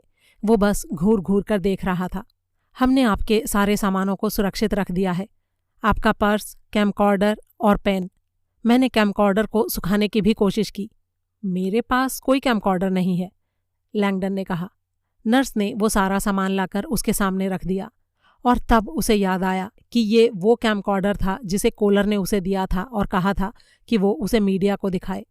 नर्स ने कैमकॉर्डर को उठाकर उसका स्क्रीन खोल दिया और बोली, इसके व्यूअर में दरार आ गई है। मुझे लगता है अब आपको नया खरीदना पड़ेगा। लेकिन आवाज़ अब भी ठीक काम कर रही है। पता नहीं, दो लोग शायद लड़ाई कर रहे हैं। लैंगडन हैरानी में था। उसने कैमकॉर्डर को अपने कान से लगाया। आवाज़ें दबी हुई और कर्कश लग रही थीं, लेकिन बातें साफ साफ समझ में आ रही थीं। एक आवाज़ बिल्कुल नज़दीक से आ रही थी और दूसरी कुछ दूर से। लैंगडन इन दोनों ही आवाज़ों को अच्छी तरह पहचानता था। वो उस बातचीत को हैरानी से सुनने लगा। जब उसने अंतिम बात सुनी तो उसे जोर का धक्का लगा। उसने शुक्र मनाया कि उसे वो दृश्य देखना नहीं पड़ा था। Anti matter, helicopter. लैंगडन का दिमाग अब बहुत तेजी से काम कर रहा था। वो तेजी से बिस्तर से खड़ा हुआ और बोला, मुझे कुछ कपड़े चाहिए, मुझे अभी वेटिकन जाना है। डॉक्टर और नर्सों ने उसे रोकने की कोशिश की, लेकिन उसकी आवाज़ में झलकती चिंता और बेचैनी को समझते हुए उन्होंने उसे वहां से जाने की परमिशन दे दी। अब एक बार फिर से उस हॉस्पिटल के हेलीकॉप्टर में बैठा हुआ लैंगडन वेटिकन की तरफ उड़ रहा था। अगला अध्याय। सिस्टीन चैपल के बाहर हॉलवे में विक्टोरिया शाही सीढ़ियों के नीचे बदहवास बैठी रो रही थी। जब उसने पिछले दरवाजे से आते हुए उस व्यक्ति को देखा तो उसे लगा जैसे वो किसी भूत को देख रही है। उसके पूरे शरीर पर जगह जगह पट्टियां बंधी थी और वो लंगड़ा रहा था। उसे अपनी आंखों पर यकीन नहीं हुआ। रॉबर्ट! रॉबर्ट ने कोई जवाब नहीं दिया। उसने सीधे आगे बढ़कर उसे अपनी बाहों में कस लिया। विक्टोरिया की आंखों में आंसू भर आए। हे भगवान, तुम्हारा शुक्रिया। दूसरी तरफ सिस्टीन चैपल के भीतर सारे कार्डिनल्स इस बात पर एकमत थे कि अगला पोप कैमरलैंगो को ही होना चाहिए। यही ईश्वर की इच्छा है और यही ईश्वर का आदेश है। सिर्फ एक मोर्टाटी ही था जो थोड़ी दुविधा में था। उसे समझ में नहीं आ रहा था कि वो ये निर्णय ले या ना ले। तभी उन्हें एक मैला कुचैला व्यक्ति दिखाई दिया जो बीच के गलियारे से आगे आ रहा था। मिस्टर लैंगडन, आप तो... बिना कोई जवाब दिए लैंगडन धीरे धीरे चैपल के अगले हिस्से में आ गया। उसके पीछे विक्टोरिया थी और उसके पीछे दो गार्ड। उनके हाथों में एक बड़ा सा टेलीविजन था। गार्डों ने टीवी को चालू कर दिया और लैंगडन ने उन्हें हाथ से बाहर जाने का इशारा किया। अब वहां पर सिर्फ लैंगडन, विक्टोरिया और सभी कार्डिनल्स बचे थे। लैंगडन ने सोनी RUVI का तार टीवी से जोड़ दिया और प्ले का बटन दबा दिया। टेलीविजन पर रिकॉर्डिंग दिखाई देने लगी। जो दृश्य उसमें चल रहा था उसमें पोप का ऑफिस दिखाई दे रहा था। वीडियो को कुछ अजीब ढंग से रिकॉर्ड किया गया था, जैसे किसी गुप्त कैमरे से। स्क्रीन के मध्य भाग से थोड़ा हटकर कैमरलैंगो खड़े दिखाई दे रहे थे। उनके सामने फायरप्लेस में आग जल रही थी। हालांकि ऐसा लग रहा था कि वे सीधे कैमरे में बात कर रहे हैं, लेकिन तुरंत ही ये समझ में आ गया कि वो किसी दूसरे व्यक्ति से बात कर रहे थे जो ये वीडियो बना रहा था। लैंगडन ने उन लोगों को बताया कि ये वीडियो मैक्समिलियन कोलर ने बनाया था, जो सर्न का डायरेक्टर था। इस वीडियो को एक छोटे से कैमरे की मदद से रिकॉर्ड किया गया था, जो कोलर की व्हीलचेयर के हत्थे के नीचे छिपा कर रखा गया था। वीडियो में कैमरलैंगो कह रहे थे, लियोनार्डो वेट्रा डायरी रखते थे। ये तो सर्न के लिए अच्छी खबर है। अगर उन डायरियों में से किसी में एंटीमैटर बनाने की प्रक्रिया का उल्लेख हो तो ये काम की बात हो सकती है। उनमें ऐसा कुछ नहीं है, कोलर ने कहा। आपको ये जानकर तसल्ली होगी कि ये जानकारी लियोनार्डो की मौत के साथ ही खत्म हो गई है, लेकिन उन डायरियों में कुछ और चीज़ है।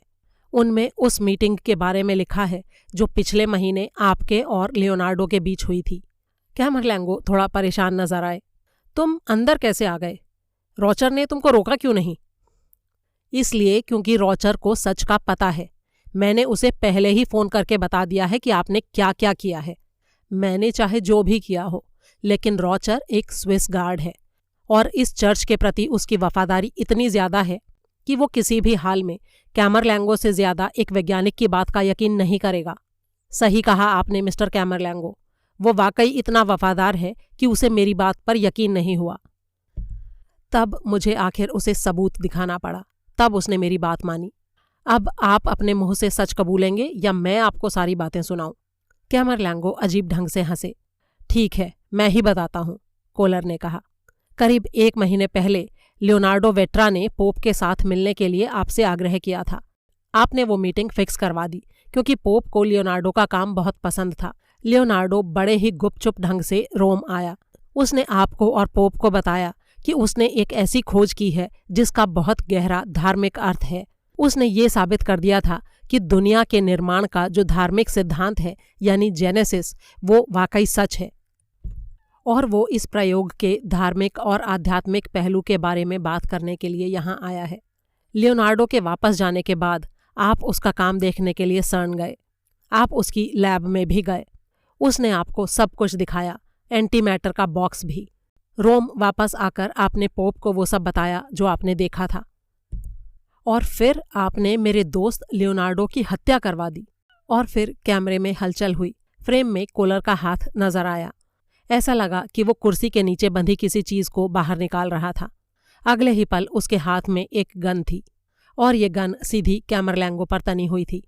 अपने पापों को अब आप स्वीकार कीजिए फादर, अभी। तुम यहाँ से जिंदा बचकर वापस नहीं जा पाओगे। मुझे उसकी कोई परवाह नहीं है। आप अपने पापों को स्वीकार कीजिए या फिर इसी वक्त मरने के लिए तैयार हो जाइए। कैमरलैंगो दरवाजे की तरफ बढ़े, लेकिन कोलर ने चुनौती भरे स्वर में कहा, बाहर रॉचर खड़ा है, वो भी आपको मारने के लिए तैयार है। ये मत भूलिए कि उसने मुझे गन के साथ अंदर आने की परमिशन दी है। वो आपके झूठ से ऊब चुका है। आपके पास सिर्फ एक ही रास्ता है कि मेरे सामने अपने पापों को अभी कबूल कीजिए। मुझे आपके मुंह से ये सब सुनना है। कैमरलैंगो ने बड़े ही अजीब से स्वर में कहा, तुम्हारे जैसे आदमी को मेरी बात कभी समझ में नहीं आएगी। जिस विज्ञान के लिए आप लोग सबसे बड़ी शक्ति होने का दावा करते हैं, असल में वो शैतान है, वो विनाश है। वेट्रा भी अपना रास्ता भटक चुका था। उसका काम धर्म से संबंधित नहीं था, वो धर्म विरोधी था। ऐसी चीजें ईश्वर की महिमा को बढ़ाती नहीं बल्कि उसको नीचा दिखाती हैं। और इसलिए आपने लियोनार्डो को मरवा दिया? अपने लिए नहीं, चर्च के लिए, पूरी मानवता के लिए। कोलर ने अपना बंदूक वाला हाथ ऊपर किया और बोला, आपने अपना पाप कबूल कर लिया। अब आपके सामने भागने का कोई रास्ता नहीं बचा है। कैमरलैंगो फिर से हंसे और बोले, तुम समझ नहीं पा रहे हो कि पापों को स्वीकार करना ही उनसे निकलने का रास्ता होता है। जब ईश्वर हमारे साथ हों तो एक नहीं, बहुत से रास्ते खुले होते हैं।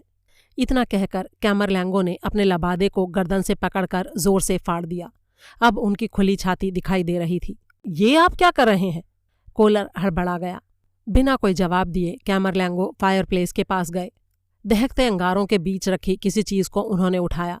ये आप क्या कर रहे हैं? रुक जाइए, कोलर ने कहा। अचानक कैमरलैंगो की आंखों में एक जंगलीपन दिखाई देने लगा। मैं ये काम बिल्कुल अकेले में करना चाहता था, लेकिन अब मुझे लगता है कि ईश्वर की यही मर्जी थी कि तुम भी यहां रहो। तुम ही मेरी मुक्ति हो।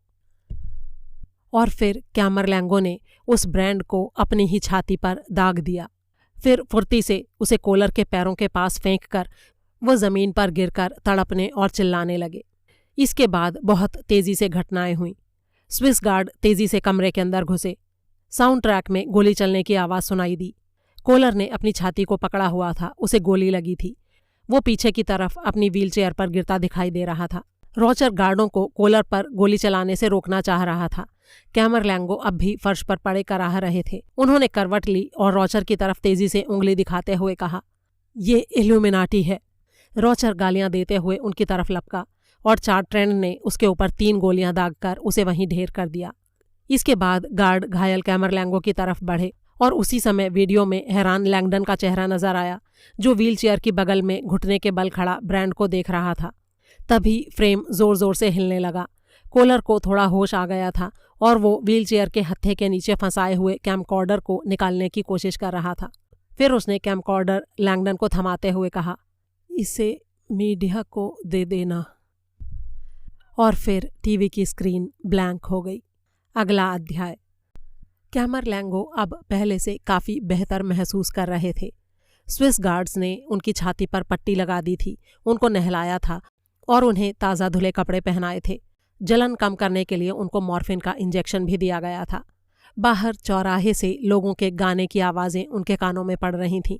और फिर जब सिस्टीन चैपल से कार्डिनल्स का बुलावा आया तो उनके चेहरे पर एक धीमी मुस्कान छा गई। यानी अब वक्त आ गया था। वे जानते थे कि अब उनको पोप बनने से दुनिया की कोई ताकत नहीं रोक सकती।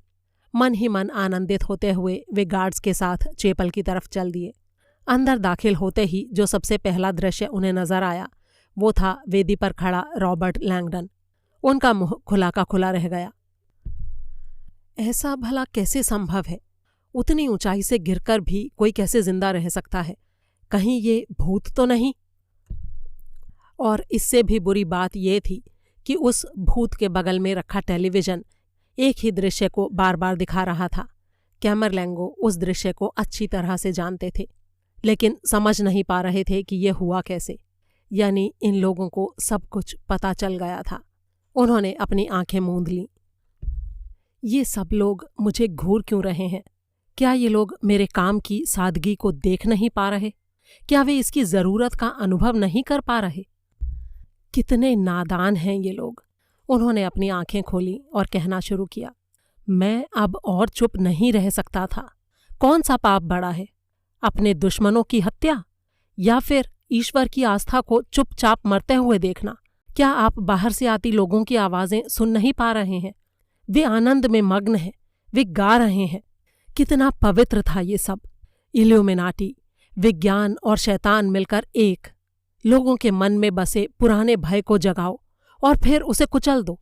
डर और उम्मीद, उन्हें फिर से आस्था के रास्ते पर ले आओ। आज की रात इल्यूमिनाटी की ताकत फिर से प्रकट हुई है और इसका परिणाम कितना शानदार रहा है। लोगों की उदासीनता गायब हो गई है। चर्च में उनकी पुरानी आस्था फिर से जीवित हो गई है।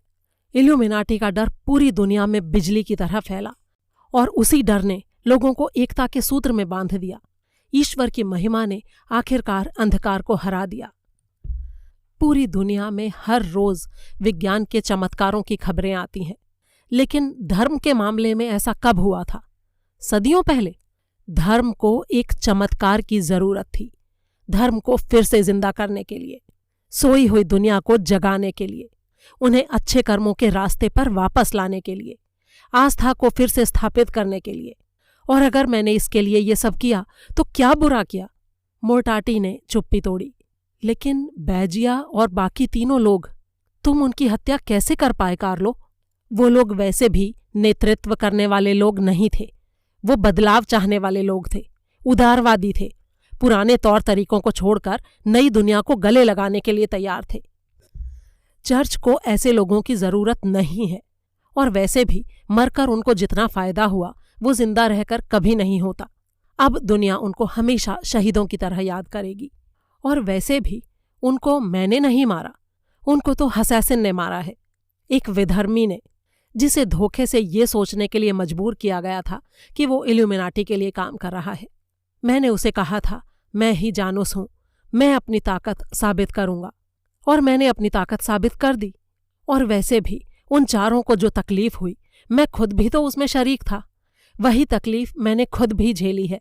मैंने खुद अपने आप को ब्रांड किया है, और मैं भी ईश्वर के नाम पर मरूंगा। लेकिन मेरा काम अभी सिर्फ शुरू हुआ है। पापी सामने हो तो दिलों का मिलना सबसे आसान होता है। चर्च को जला दो और पूरा समुदाय एक दूसरे का हाथ पकड़े एक साथ खड़ा हो जाता है और चर्च को फिर से बना देता है।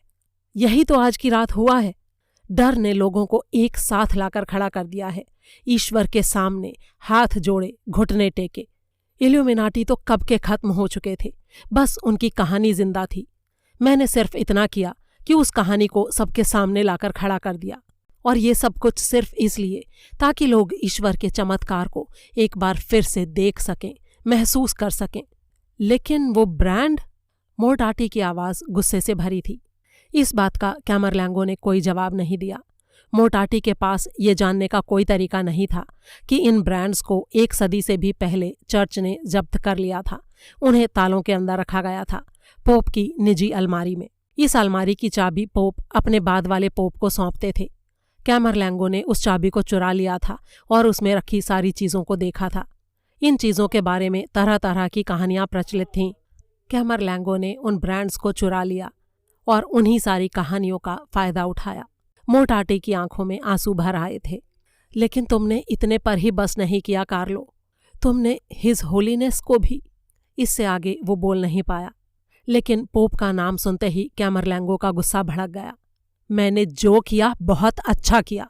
वो दुष्ट झूठा इंसान था, महापापी इंसान था। ये तुम क्या कह रहे हो कार्लो? पोप ईमानदार थे, तुम्हें प्यार करते थे जी जान से, और मैं भी उनको उतना ही प्यार करता था। लेकिन उन्होंने मुझे धोखा दिया, ईश्वर के प्रति ली गई अपनी शपथ को तोड़ दिया। कितना दुखदाई और घिनौना था ये सब। जब पोप ने मुझे ये घिनौनी सच्चाई बताई तो मैं तो बिल्कुल टूट ही गया था, पागल हो गया था। लेकिन फिर ईश्वर ने मेरा साथ दिया। ईश्वर ने मेरे साथ मिलकर ये योजना बनाई, और हमने एक दूसरे से वादा किया कि हम दोनों मिलकर चर्च की रक्षा करेंगे। ईश्वर ने ही मुझे बताया कि मुझे क्या करना है, और इसीलिए मैं चुपचाप पोप के कमरे में गया, उनकी सिरिंज में दवा भरी और उस धोखेबाज इंसान का मुंह बंद कर दिया जब तक कि वो तड़प तड़प कर मर न जाए। अगर मेरी जगह आप लोग होते तो आपने भी वही किया होता जो मैंने किया, या शायद उससे भी बदतर। वो घिनौनी सच्चाई थी ही ऐसी। सुनना चाहेंगे उसे? जानना चाहेंगे? तो सुनिए। जिस पोप को आप धार्मिक और महान कहकर पुकारते हैं, असल में वही पोप एक बच्चे के पिता थे। ऐसा लगा मानो वहां जमा सारे लोग एक साथ धक्का खाकर पीछे हट गए हों। हर व्यक्ति मन में यही प्रार्थना कर रहा था कि कैमरलैंगो की बात गलत हो। ऐसा भला कैसे हो सकता था? ये बात बिल्कुल झूठ है, एक कार्डिनल ने चिल्लाते हुए कहा। हम इस पर कभी यकीन नहीं करेंगे। महामहिम पोप के जैसा ईश्वर भक्त आज तक पैदा नहीं हुआ। विरोध के स्वर तेज होने लगे, और तभी मोर्टाटी की आवाज सुनाई दी।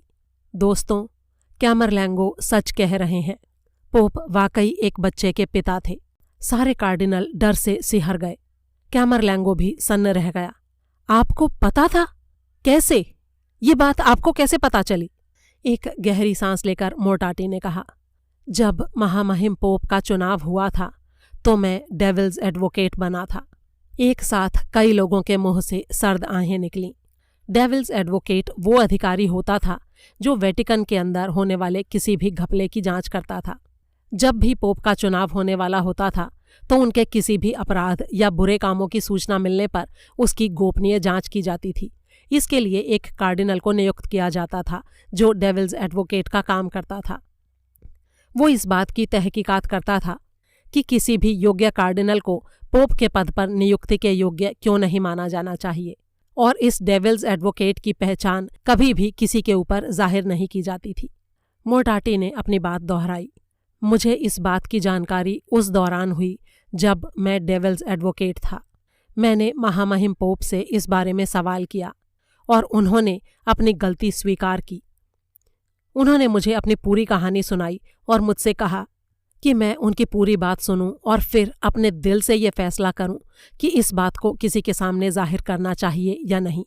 ये बात सुनते ही कैमरलैंगो जोर से चिल्लाए, और आपके दिल ने कहा कि इस बात को दबा दिया जाए? वो एक बच्चे के बाप थे, इससे बड़ा पाप और भला क्या हो सकता था? उन्होंने ब्रह्मचर्य की अपनी शपथ को तोड़ा था। ईश्वर को दिया गया वादा सबसे महत्वपूर्ण होता है। पोप ने अपनी शपथ भंग की थी। मोर्टाटी ने उससे भी तेज स्वर में कहा, उनका प्यार एकदम पवित्र था कार्लो। उन्होंने कोई शपथ नहीं तोड़ी थी। क्या उन्होंने तुम्हें पूरी बात नहीं बताई थी?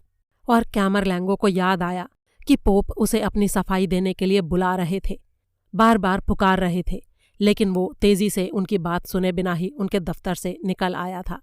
धीरे धीरे उदास स्वर में मोर्टाटी ने पूरी कहानी बताई। कई साल पहले जब पोप सिर्फ एक पादरी हुआ करते थे तो उन्हें एक नन से प्रेम हो गया। दोनों ने ही ब्रह्मचर्य का व्रत ले रखा था और उन्होंने ईश्वर से किए गए अपने उस वादे को तोड़ने के बारे में कभी नहीं सोचा। लेकिन फिर भी जैसे जैसे उनका प्यार गहरा होता गया, हालांकि वे अपने शारीरिक आकर्षण को कंट्रोल में रखने में सफल रहे, लेकिन दोनों के ही मन में एक दूसरी चाहत पैदा होने लगी, एक बच्चे की चाहत। उन दोनों का अपना बच्चा। खास करके नन के दिल में ये चाहत जोर पकड़ती गई, लेकिन ईश्वर को दिया हुआ अपना वादा वो तोड़ नहीं सकते थे। और फिर एक दिन वो नन हाथ में एक किताब लिए पोप के पास आई। उसने अभी अभी विज्ञान के एक अद्भुत चमत्कार के बारे में एक लेख पढ़ा था, जिसके अनुसार 2 लोग बिना शारीरिक संपर्क बनाए भी बच्चा पैदा कर सकते थे। उसे लगा कि ये ईश्वर की तरफ से एक संदेश था। पादरी को उसकी आंखों में खुशी दिखाई दी और वे इस बात के लिए राजी हो गए। और 1 साल के बाद कृत्रिम गर्भाधान के तरीके से उनका बच्चा पैदा हुआ। यही कारण था कि पोप को हमेशा विज्ञान से बहुत प्रेम था। उन्हें लगता था कि विज्ञान का उनके ऊपर एक ऋण है। विज्ञान ने उन्हें अपना ब्रह्मचर्य का व्रत तोड़े बिना ही पिता बनने का सुख दिया था। पोप ने कभी कोई पाप नहीं किया था कार्लो। वे पूरी तरह से पवित्र थे। कैमरलैंगो को जैसे लकवा मार गया हो। उन्होंने बड़े ही डरे स्वर में कहा, ये सच नहीं हो सकता। ऐसा कैसे हो सकता है? और फिर लेकिन अगर उनके इन कामों के बारे में सबको पता चल जाता तो? अगर उनकी वो रंडी इसके बारे में सबको बता देती तो क्या होता? भगवान न करे वो बच्चा सबके सामने आ जाता तो? जरा सोचिए, चर्च को कैसी शर्मिंदगी उठानी पड़ती। मोर्टाटी की आवाज कांप रही थी। बच्चा सामने आ चुका है कार्लो। महामहिम के बेटे तुम हो। ऐसा लगा जैसे चारों तरफ हर चीज रुक गई हो, वक्त थम गया हो, सबकी सांसें रुक गई हों। और उसी पल कैमरलैंगो को एहसास हुआ जैसे उसके दिल में जलने वाली आस्था की लौ को किसी ने जोर से फूंक मारकर बुझा दिया हो। उसने बोलने के लिए अपना मुंह खोला, लेकिन उसके होंठ थरथराकर रह गए। मुंह से एक भी शब्द नहीं निकला। मोर्टाटी की आवाज अब भर्रा गई थी। क्या तुम इस बात को समझे नहीं कार्लो? यही कारण था कि जब तुम छोटे थे तो वो पलेर्मो के उस हॉस्पिटल में तुम्हें देखने आए थे। यही कारण था कि उन्होंने तुमको अपने साथ रखकर बड़ा किया। वो जिस नन को प्यार करते थे वो मारिया थी, तुम्हारी माँ। जब पोप को पता चला कि एक बॉम्ब ब्लास्ट में उसकी मौत हो गई और उसका बेटा चमत्कारिक ढंग से जिंदा बच गया, तो उन्होंने ईश्वर के सामने कसम खाई कि वो कभी तुम्हें अकेला नहीं छोड़ेंगे। तुम्हारे माता पिता दोनों ने ब्रह्मचर्य के व्रत का हमेशा पूरा पालन किया था कार्लो। उन्होंने अपनी शपथ को कभी नहीं तोड़ा और इसके बावजूद वो तुमको दुनिया में लेकर आए। तुम उनके चमत्कारी बेटे हो कार्लो। कैमरलैंगो ने अपने कान बंद कर लिए। वो इन शब्दों को अपने कानों में जाने से रोकना चाहता था। ईश्वर की वेदी पर वो बिल्कुल सुन्न होकर खड़ा था। उसकी दुनिया जैसे उसके पैरों के नीचे से निकल गई थी। वो घुटनों के बल गिर गया और जोर से चिल्लाया, एक दर्द भरी चीख। न जाने कितने पल यूं ही गुजर गए। चैपल की 4 दीवारी के बीच ऐसा लगा जैसे समय अपना अर्थ खो चुका था। धीरे धीरे विक्टोरिया जैसे अपनी चेतना से जागी। उसने लैंगडन का हाथ छोड़ दिया और बाहर जाने वाले दरवाजे की तरफ बढ़ने लगी। रुक जाइए मिस विक्टोरिया, कुछ कार्डिनल्स ने उसका रास्ता रोकते हुए कहा। विक्टोरिया ने हैरानी से उनको देखा और कहा, लेकिन आज की रात यहाँ ये जो कुछ हुआ है, इसकी सच्चाई पूरी दुनिया को जाननी ही चाहिए। हाँ बिल्कुल, जाननी चाहिए, लेकिन हमें सोच समझकर कोई कदम उठाना होगा। बाहर मौजूद लोगों की आवाज़ें सुन रही हैं आप। सब कुछ जानने के बाद लोग कभी भी किसी बात पर कैसे भरोसा कर पाएंगे? विक्टोरिया ने हैरानी से उन्हें देखते हुए कहा, उसने मेरे पिता की हत्या की है, अपने पिता की भी हत्या की है। हम जानते हैं उसे अपने पापों की सज़ा ज़रूर मिलेगी, लेकिन हमें सोच समझकर काम करना होगा। इसके परिणाम भयानक हो सकते हैं। तभी मोर्टाटी आगे आया। उसने विक्टोरिया के कंधे पर हाथ रखते हुए कहा, बेशक तुम्हें जाने का हक है मिस विक्टोरिया, लेकिन मैं तुमसे सिर्फ इतना मांगता हूँ कि ये काम मुझे करने दो। मैं अभी चौराहे पर जाऊँगा और कोई रास्ता निकालूंगा। मैं उन लोगों को सब बताऊंगा। कैसे बताऊंगा ये मैं नहीं जानता, लेकिन मैं कोई रास्ता ज़रूर निकाल लूँगा। पाप हुआ है और उसकी स्वीकृति चर्च के भीतर से ही आनी चाहिए। अपनी विफलताओं को हमें खुद ही लोगों के सामने लाना चाहिए। इतना कहकर मोर्टाटी उदास होकर वेदी की तरफ मुड़ा। तुमने इस चर्च को एक विनाशकारी मोड़ पर लाकर खड़ा कर दिया है कार्लो। लेकिन इतना बोलते बोलते वो चौंक पड़ा। वेदी पर कोई नहीं था। कैमरलैंगो वहां से जा चुका था। अगला अध्याय। बदहवास सा कैमरलैंगो आगे बढ़ता जा रहा था।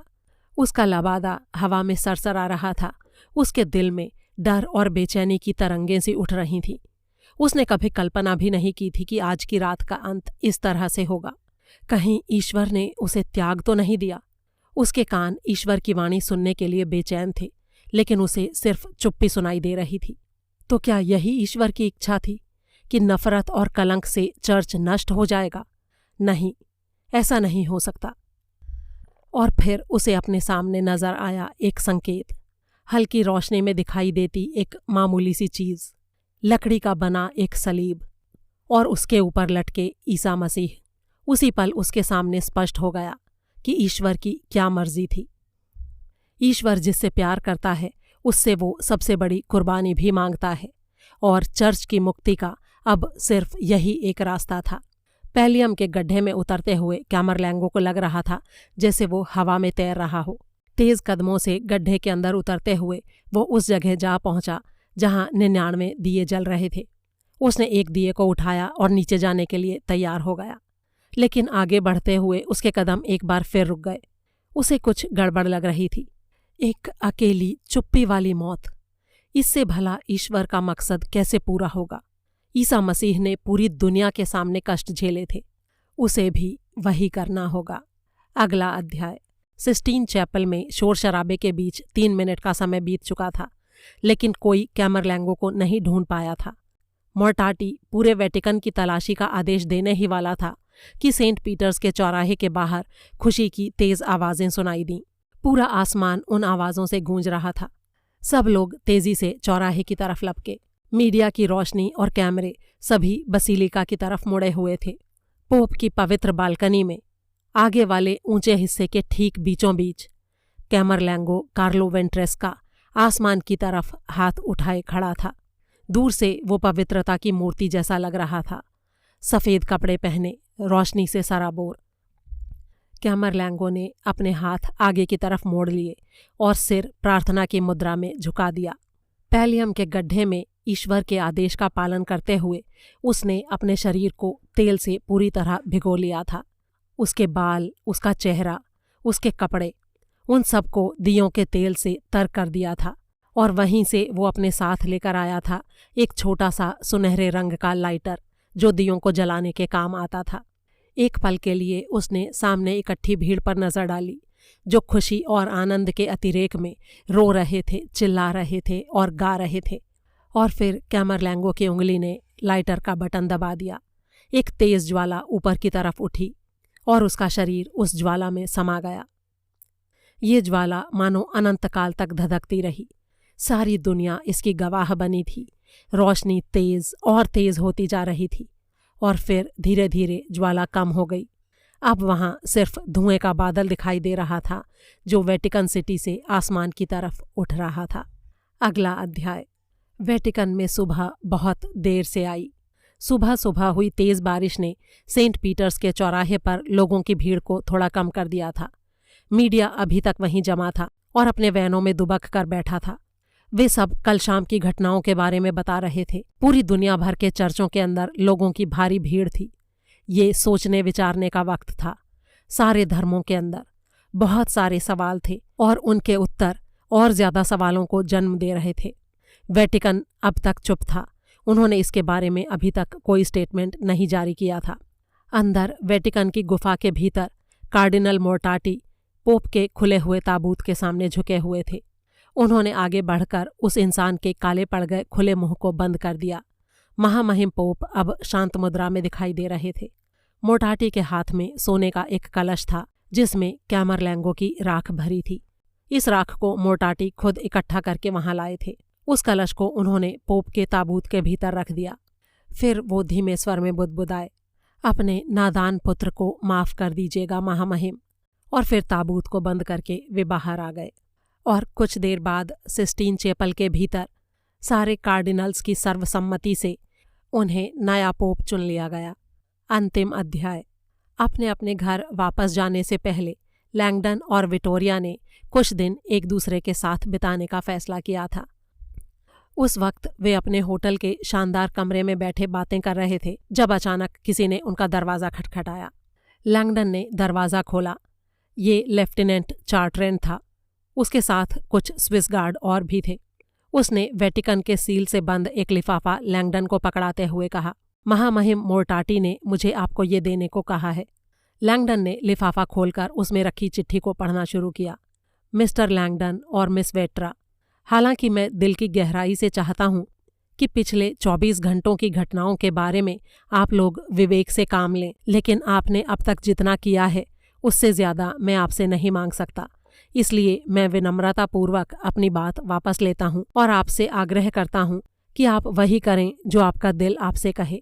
मेरे दरवाजे आपके लिए हमेशा खुले हैं। महामहिम सवेरियो मोर्टाटी। लैंगडन ने संदेश को 2 बार पढ़ा। जाहिर था कि कार्डिनलों ने एक अच्छे व्यक्ति को पोप के रूप में चुना था। वो कुछ बोल पाता उससे पहले ही चार्ट्रेंड ने एक छोटा सा पैकेट निकाला। महामहिम की तरफ से आपके लिए एक छोटी सी भेंट। लैंगडन ने वो पैकेट ले लिया। भूरे कागज में लिपटा वो पैकेट काफी भारी था। चार्ट्रेंड ने आगे कहा, उनके आदेश से ये चीज़ पोप की पर्सनल अलमारी से आपके लिए अनंत काल तक कर्ज के तौर पर दी जा रही है। महामहिम ने आपसे सिर्फ इतना आग्रह किया है कि आप अपनी वसीयत में इस चीज़ को इसके घर तक पहुंचाने का इंतज़ाम अवश्य कर दें। लैंगडन ने वो पैकेट खोला तो हैरान रह गया। इसमें ब्रांड था, इल्यूमिनाटी हीरा। बहुत बहुत शुक्रिया। लैंगडन बस इतना ही बोल पाया। उस कीमती उपहार को पकड़े हुए उसकी उंगलियां कांप रही थीं। एक दूसरे गार्ड ने हिचकिचाते हुए सवाल किया, मिस्टर लैंगडन, अगर आप बुरा ना माने तो क्या मैं आपसे एक सवाल पूछ सकता हूँ? हाँ हाँ, ज़रूर पूछो। दरअसल मैं और मेरे साथी सभी गार्ड ये जानने के लिए बहुत उत्सुक हैं कि उन आखिरी कुछ मिनटों में ऊपर हेलीकॉप्टर के अंदर क्या हुआ था। लैंगडन चिंता में पड़ गया। वो जानता था कि वक्त आ गया है, सच बोलने का वक्त। उसने और विक्टोरिया ने कल रात ही इसके बारे में बात की थी जब वे चुपचाप सेंट पीटर्स से निकल आए थे। पोप की चिट्ठी मिलने से भी पहले ही वे दोनों अपना फैसला ले चुके थे कि उन्हें क्या कहना है। उदास ढंग से मुस्कुराते हुए उसने जवाब दिया, शायद ये नीचे गिरने से लगे धक्के की वजह से हुआ था, लेकिन मेरी याददाश्त थोड़ी धुंधली हो गई है। क्या आपको कुछ भी याद नहीं है? थोड़ा सा कुछ भी? लैंगडन ने एक गहरी सांस ली और कहा, मुझे वाकई कुछ भी याद नहीं है। लगता है कि ये बात हमेशा एक रहस्य ही बनी रहेगी। दोस्तों, ये कहानी आपको कैसी लगी इसके बारे में अपनी राय कमेंट बॉक्स में मेरे साथ शेयर ज़रूर करें और वीडियो को ज़्यादा से ज़्यादा शेयर करना बिल्कुल ना भूलें। जल्दी ही अगली कहानी के साथ फिर मुलाकात होगी। तब तक के लिए अलविदा।